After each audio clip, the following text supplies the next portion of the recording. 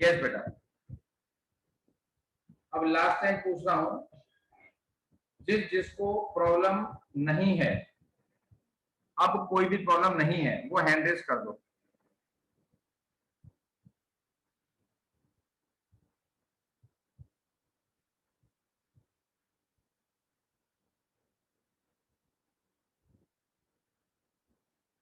ठीक है, thank you. अब मैं आपको वो टॉपिक करा रहा हूं जो इस चैप्टर का लास्ट रह गया था, प्लस जो मैंने रेडिंग इंटरेस्ट कल टॉपिक कराया था, तो उस रेडिंग इंटरेस्ट वाले टॉपिक के शॉर्ट नोट्स बताने हैं मैंने, वो मैं आपको बता रहा हूँ।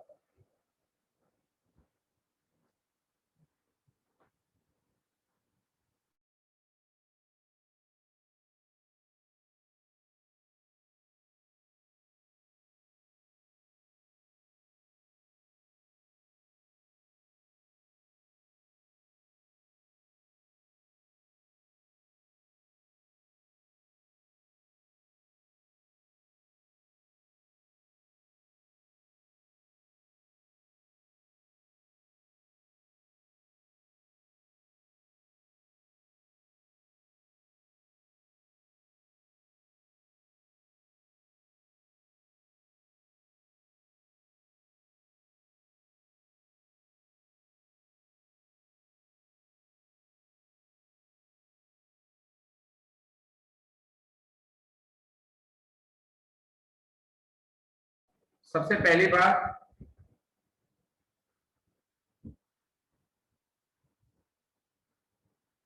6 कॉलम ईच साइड जो नॉर्मली बनते हैं वही वाले बनेंगे। दूसरा स्टेप, नॉर्मली कॉलम कौन कौन से हैं? Date, particulars, due date, amount, days और प्रोडक्ट।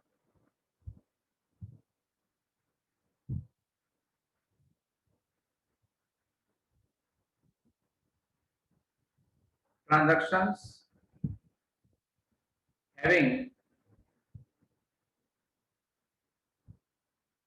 या ऐसा रखो, हाँ, ट्रांजैक्शन हैविंग डेट्स, बल्कि ड्यू डेट्स है ना, due dates up to the statement date, up to the statement date.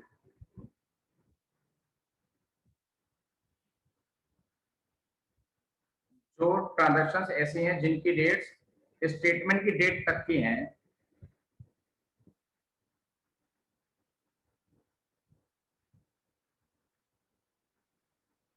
we will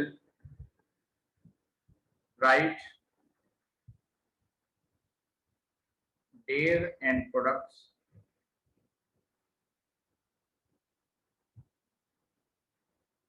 normally.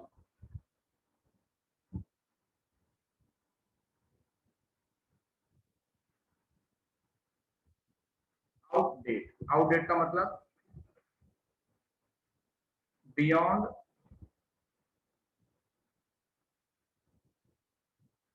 Statement date.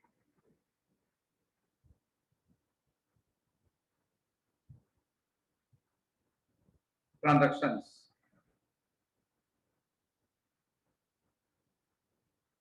का डेज एंड प्रोडक्ट नहीं लिखना है।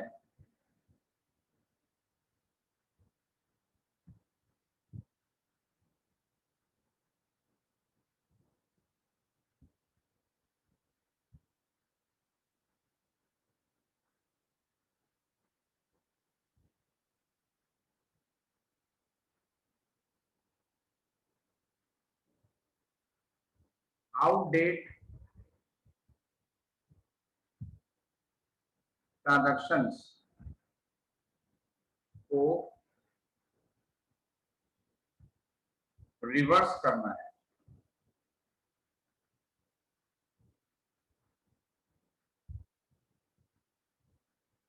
और टू या बाय क्या लिखना है? Red ink product, red ink product and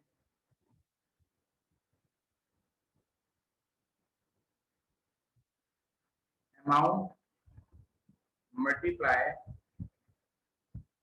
number of days.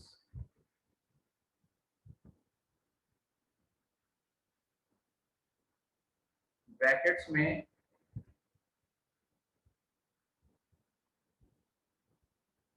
Particular में ही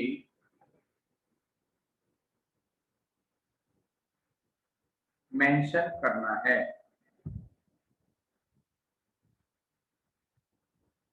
ये जो नंबर ऑफ डेज है ये कहां से कहां तक देखे जाएंगे?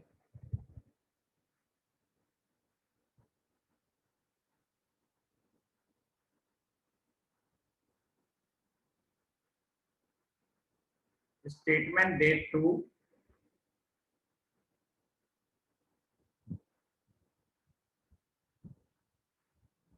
Due date of the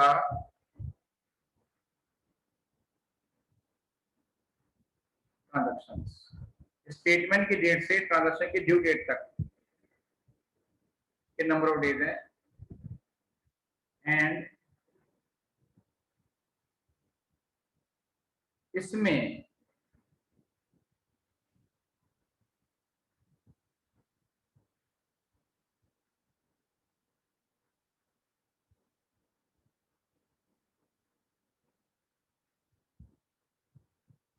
days and amount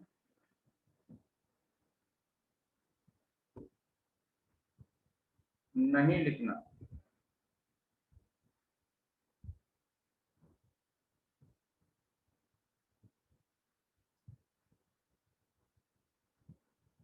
but product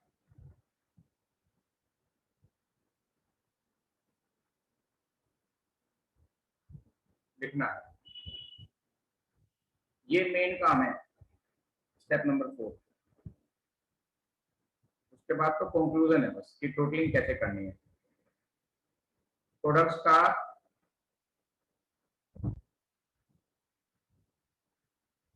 total करके बैलेंस फाइंड करना है।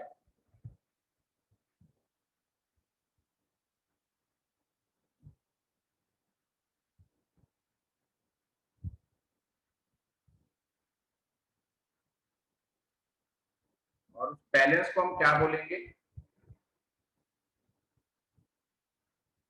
Balance of product. फिर बैलेंस ऑफ, ये सेकंड लास्ट स्टेप है बेटा, balance of products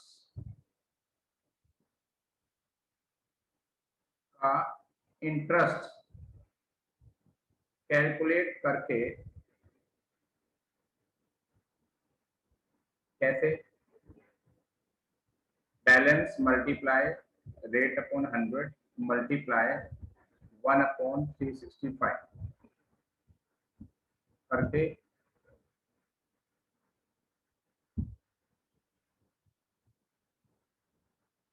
amount column में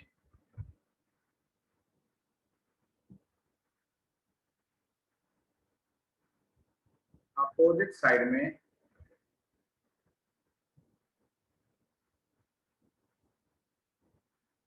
लिखना है।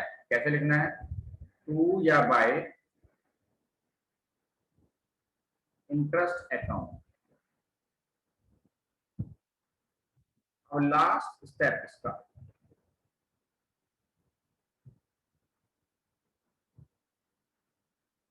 अमाउंट कॉलम का बैलेंस फाइंड करके टू या बाय बैलेंस शीट। ये इसके स्टेप्स हैं बेटा, आप सारे स्टेप्स का स्क्रीनशॉट भी ले सकते हैं।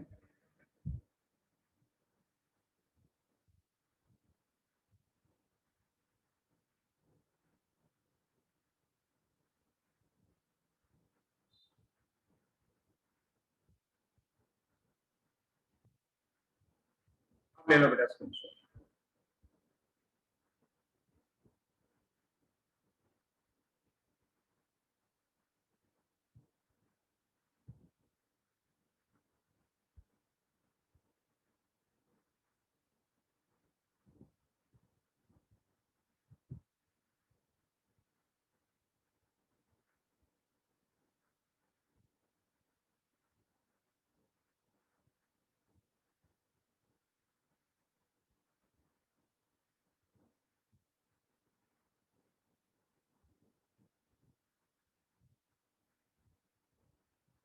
ठीक है, ले लिया बेटा।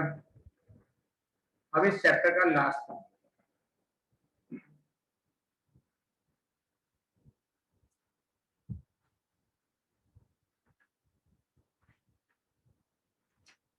लास्ट इलस्ट्रेशन खोल लो।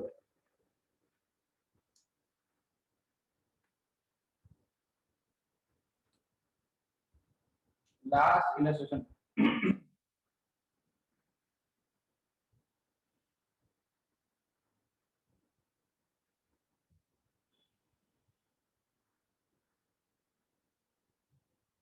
केस ऑफ बैंक, अगर बैंक का केस होगा या इन केस ऑफ बैंक, तो अकाउंट करंट कैसे बनेगा? मतलब बैंक अपने कस्टमर का अकाउंट करंट कैसे बनाता है?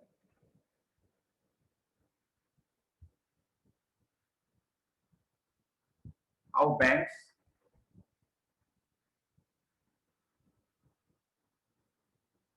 maintain account current of its customers.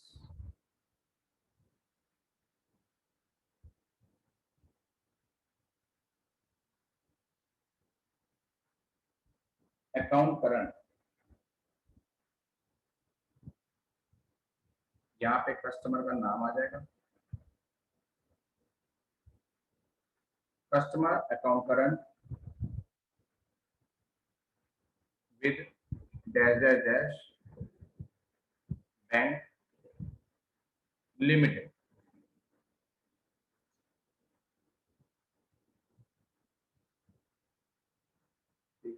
पहले आप पूरा फॉर्मेट लिख लो, पहले आप पूरा फॉर्मेट लिख लो, उसके बाद मैं क्वेश्चन सॉल्व करूंगा।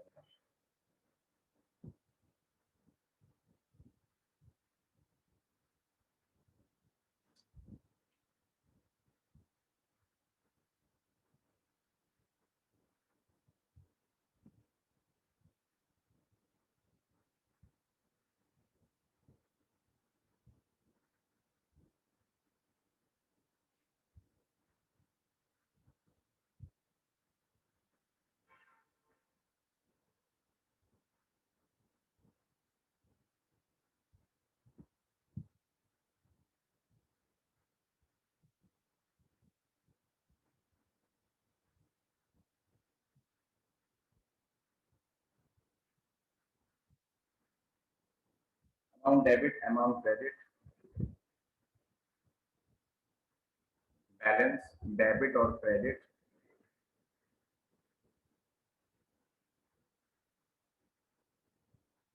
डेज,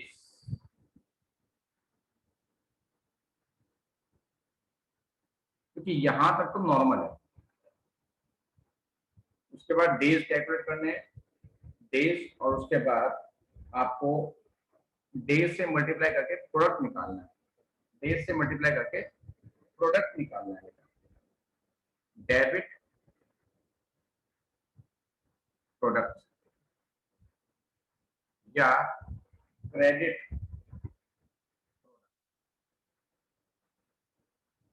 ये कॉलम्स के नाम है, जल्दी से बना लो बेटा, ये पूरा सिस्टम आप नोट करो अपने पास।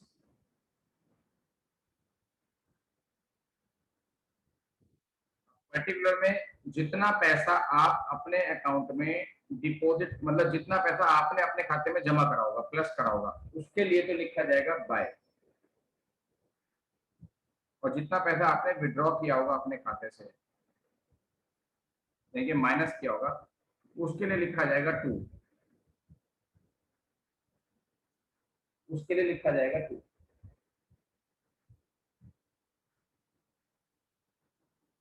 बेसिकली इसके अंदर इंटरेस्ट निकालना पड़ता है और अमाउंट का भी बैलेंस निकालना पड़ता है। चलो प्रोसेस समझाते हैं, सीधा क्वेश्चन देखना शुरू कर दो, मैं आपको समझाता हूँ पूरा step.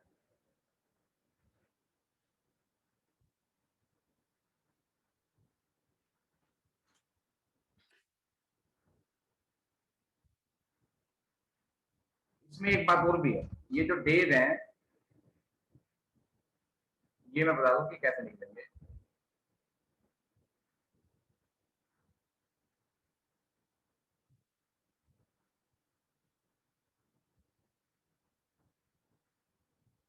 Days are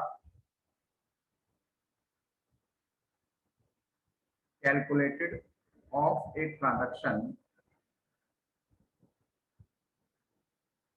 from the date of the transaction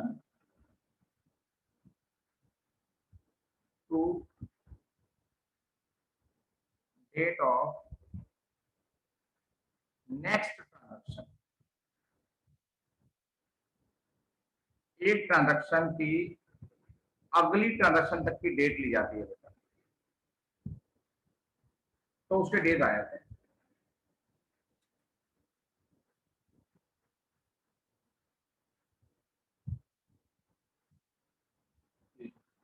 अब आप क्वेश्चन देखो बेटा, क्वेश्चन, ये फॉर्मेट आप नोट कर लो या स्क्रीनशॉट ले लो, एक मिनट। अब इसका स्क्रीनशॉट ले लो आप बेटा, ठीक है। अब फॉर्मेट आप दोबारा बनाएंगे क्योंकि मैं क्वेश्चन सोल्व कराऊंगा आपका अभी। ये प्रोडक्ट कैसे निकालना, डेबिट क्रेडिट कैसे निकालना है सब बताऊंगा आपको, बड़ा इजी है सब कुछ, सब कुछ इजी है।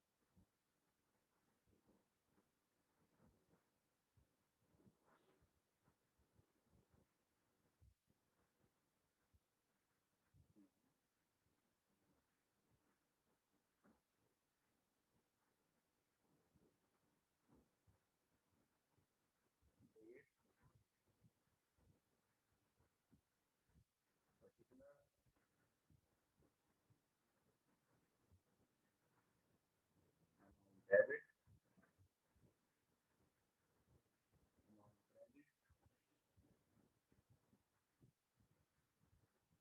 बैलेंस, डेबिट या क्रेडिट, डेज, डेबिट प्रोडक्ट और credit product.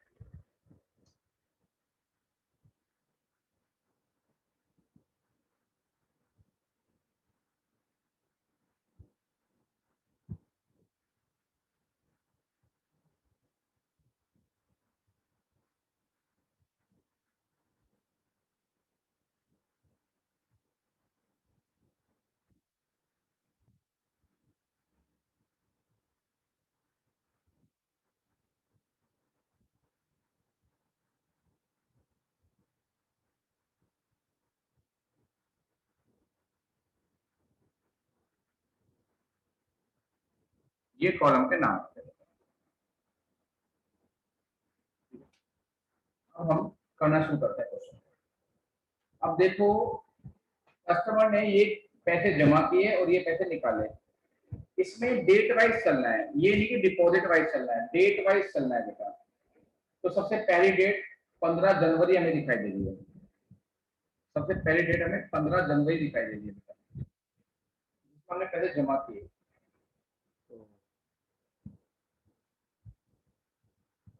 By cash account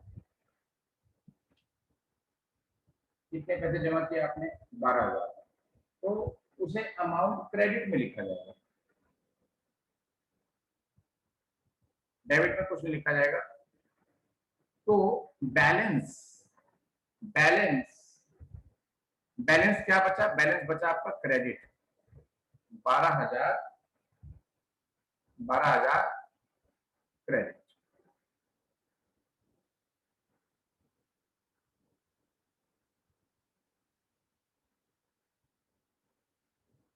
ठीक है, और नहीं तो ये 12 लिखने की नीड भी नहीं होती, पर लिख दो कोई बात नहीं।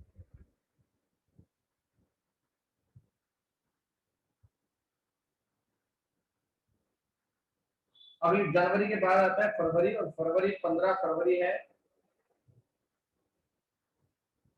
15 फरवरी 26,000 रुपये विड्रॉ किए। फरवरी से पहले तो कोई डेट नहीं है। ओ, हमने शुरुआत से तो देखी नहीं ट्रांजेक्शन।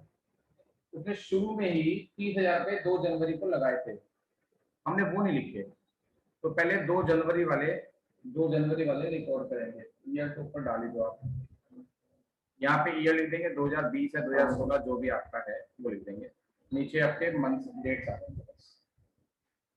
तो 2 जनवरी को आपने लगाए हैं 30,000,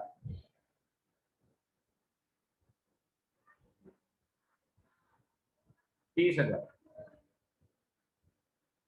ठीक है, उसके बाद आपने 15 जनवरी को ये का ये लिख देंगे, आप ये डू नहीं करेंगे, आप पूरा पूरा लिखेंगे बेटा। आपने लगाए 15,000,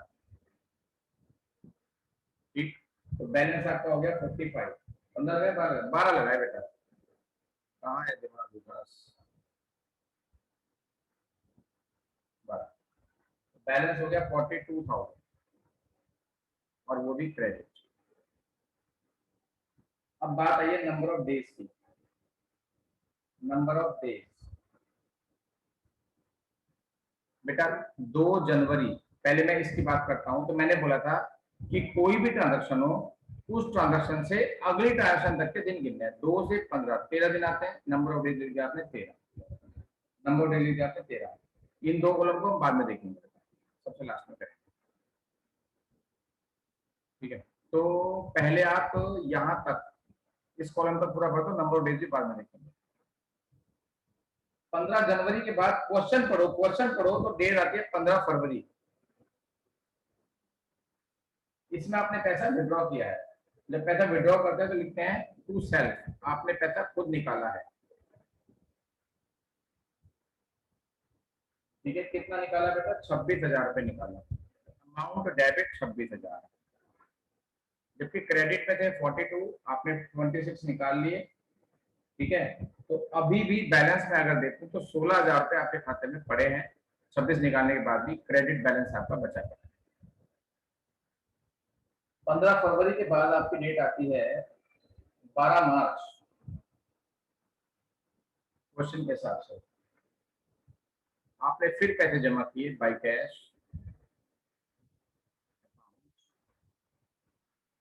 8,000 रुपये आपने जमा किए। 16 पहले थे, 24 हो गया आपके खाते में क्रेडिट। 12 मार्च के बाद आती है अप्रैल। 10 April 30,000 withdraw. 10 April to self 30,000 withdraw. अगर मैं 30,000 विड्रॉ कर देता हूं, अगर मैं 30,000 विड्रॉ कर देता हूं तो मेरा जो बैलेंस है वो उल्टा हो जाएगा, मतलब कि नेगेटिव हो जाएगा, क्योंकि मेरे खाते में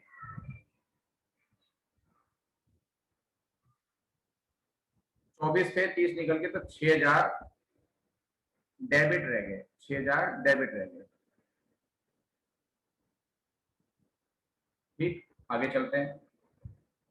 10 अप्रैल के बाद 10 मई, 10 अप्रैल के बाद 10 मई आ गई।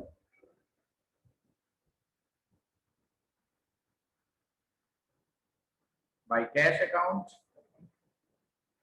आपने जमा किए हैं 16,000।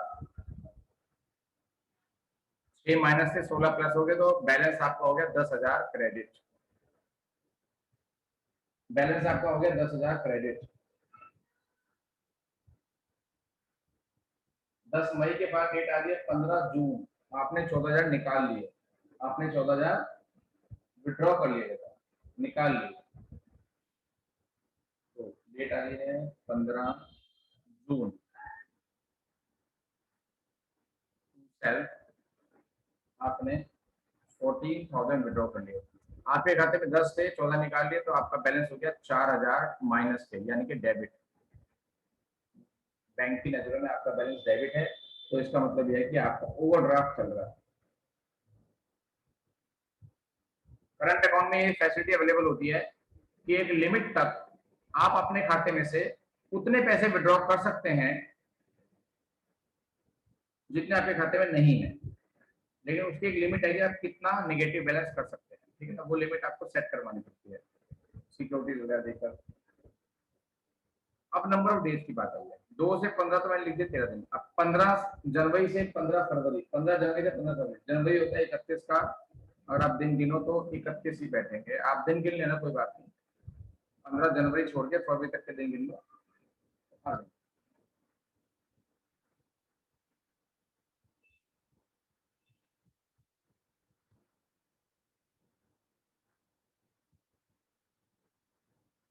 ठीक है, आगे दिन गिनो। फरवरी से 12 मार्च, 15 फरवरी से 12 मार्च, दिन गिन गिन के लिखते रहो।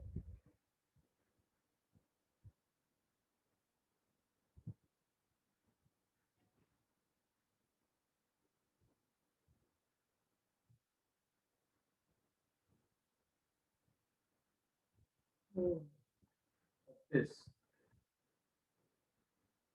लास्ट में लिखे हैं 16। ठीक है, अब जितना काम मैंने किया है उतने काम में आपको कोई प्रॉब्लम है तो बता दो।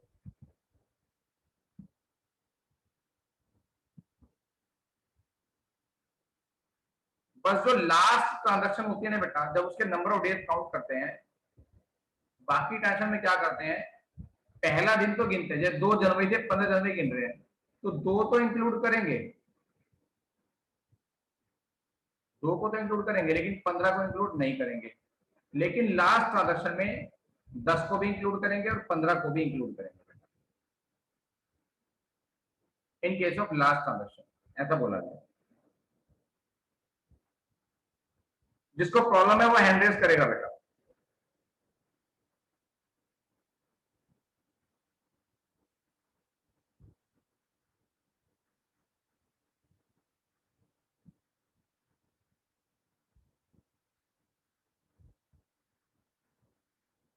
ठीक है, कोई प्रॉब्लम नहीं।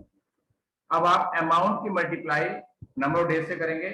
अगर वो क्रेडिट है तो उसका प्रोडक्ट का टोटल क्रेडिट में आएगा।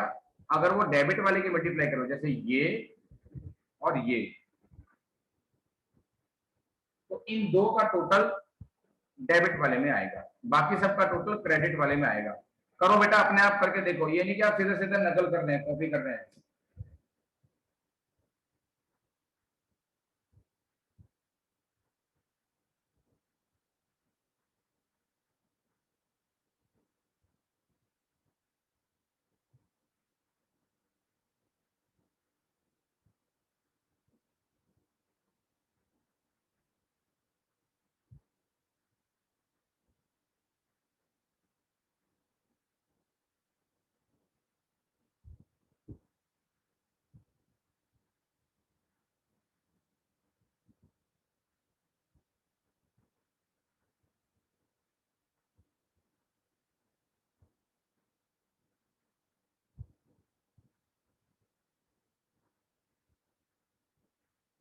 जो सारे प्रोडक्ट कर लेंगे वो हैंड रेज कर देंगे।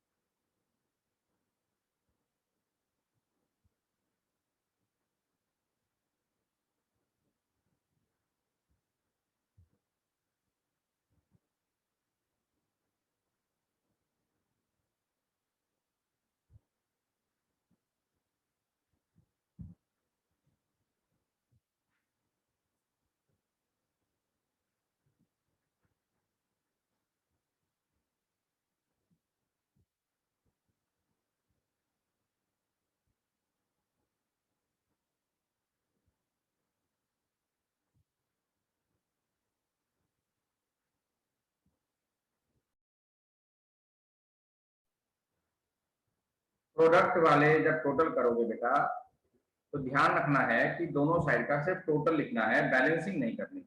इधर का टोटल 244 आ रहा है और इधर का टोटल 31,48,000 आ रहा है। ऐसे ही करना है, कभी आप इनका बैलेंस निकाल दो, बैलेंस नहीं निकालना। ठीक है, अब दोनों प्रोडक्ट का अलग अलग इंटरेस्ट फाइंड करो कितना आ रहा है। बताऊंगा आपको अभी, रुको जरा, सब्र करो।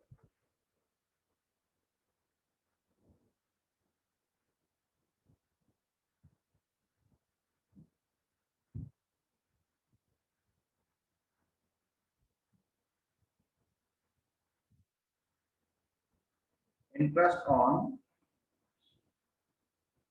प्रोडक्ट क्रेडिट, ये अलग अलग निकालो। इंटरेस्ट ऑन प्रोडक्ट डेबिट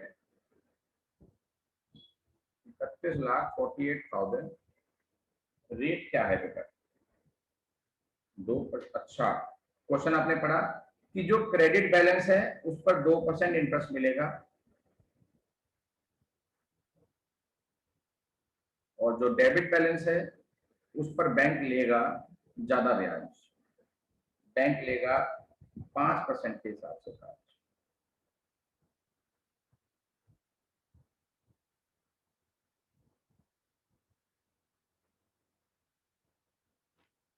इसका ये इंटरेस्ट आया और इसका ये इंटरेस्ट आया।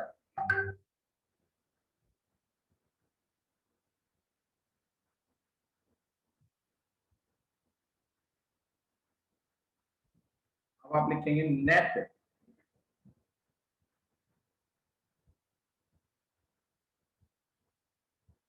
Net interest. ज्यादा कौन सा है? क्रेडिट वाला है, तो नेट इंटरेस्ट क्रेडिट लिख लेंगे, है ना।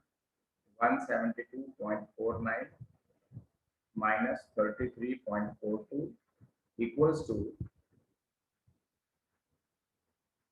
139.07।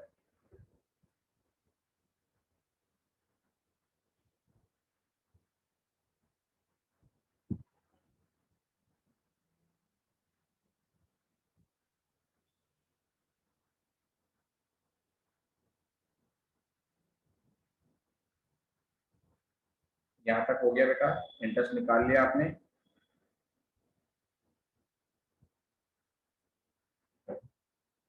अब इस इंटरेस्ट अमाउंट को, क्योंकि क्रेडिट साइड ज्यादा थी तो क्रेडिट वाले में ही लिखना है। इन्होंने बोला नियरेस्ट रूपी में राउंड ऑफ भी करना है, तो राउंड ऑफ जो करते हैं नेक्स्ट रूपी में करते हैं हमेशा बैंक और इंटरनेशनल में। 139.07 है तो इसे 140 बनाना है। अगर राउंड ऑफ करने को नहीं बोलता तो राउंड ऑफ ना करना।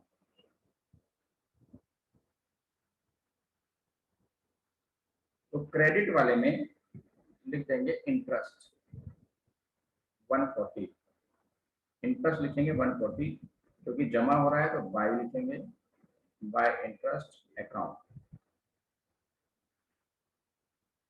अब आपका 99% वर्क पूरा हो गया। अब आप लास्ट स्टेप क्या है, हर एक में यही होता है। लास्ट स्टेप ये है बेटा कि दोनों साइड की टोटलिंग करके बैलेंस निकालना है। बैलेंस निकालना है, बैलेंस फाइंड करो बेटा।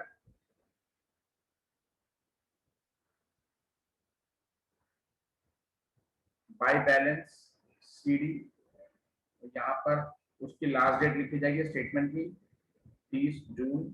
30 जून बैलेंस निकाल लो, लिख दो यहाँ पर बैलेंस आ रहा है 3860। That's all. जिनको प्रॉब्लम है वो हैंड रेज करेगा, बाकी बच्चे आप नीचे कर लो और जिनको प्रॉब्लम है वो हैंड रेज कर देगा, जिनको कुछ पूछना है। इसमें तो फॉर्म के साथ ही कैसे स्टेप कंप्लीट हो गए होंगे। मैं पूरा फॉर्मेट आपको इकट्ठा दिखाता हूँ सॉल्यूशन के साथ, आप एनलार्ज कर लेना। ये फोटो साफ सी ले लो बेटा, बाद में एनलार्ज करके आप प्रिंट आउट में निकाल सकते हो इसका।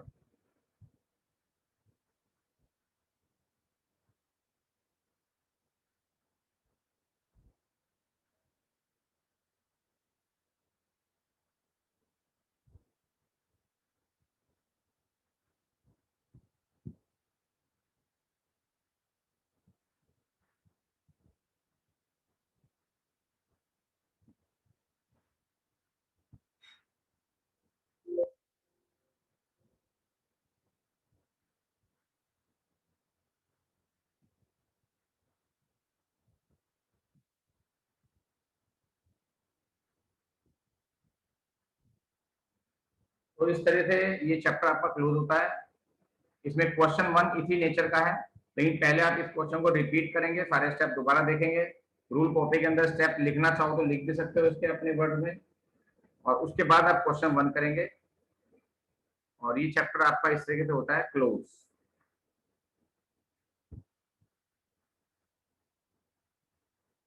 अब आपके 3 चैप्टर हुए हैं, consignment, average due date and account current.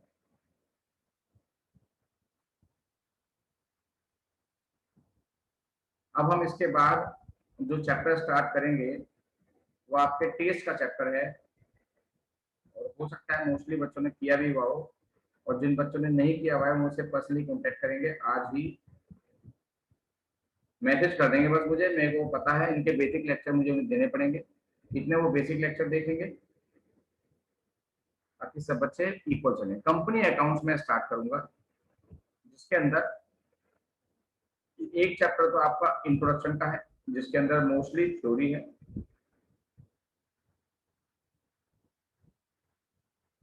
एक चैप्टर फिर होगा इश्यू ऑफ शेयर्स का। बेटा आईसीएआई वेटेज नहीं बताती,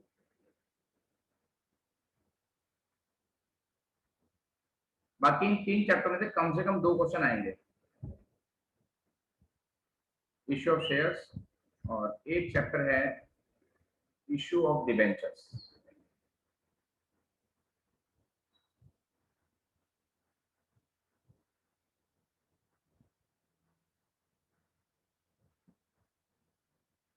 ये 3 चैप्टर हम ये वाला सेगमेंट अब स्टार्ट करेंगे कंपनी अकाउंट्स कल से, ठीक है। इनको रिवाइज कर लो, क्योंकि इन 3 चैप्टर्स के मैं धीरे धीरे करके टेस्ट लूंगा, ठीक है।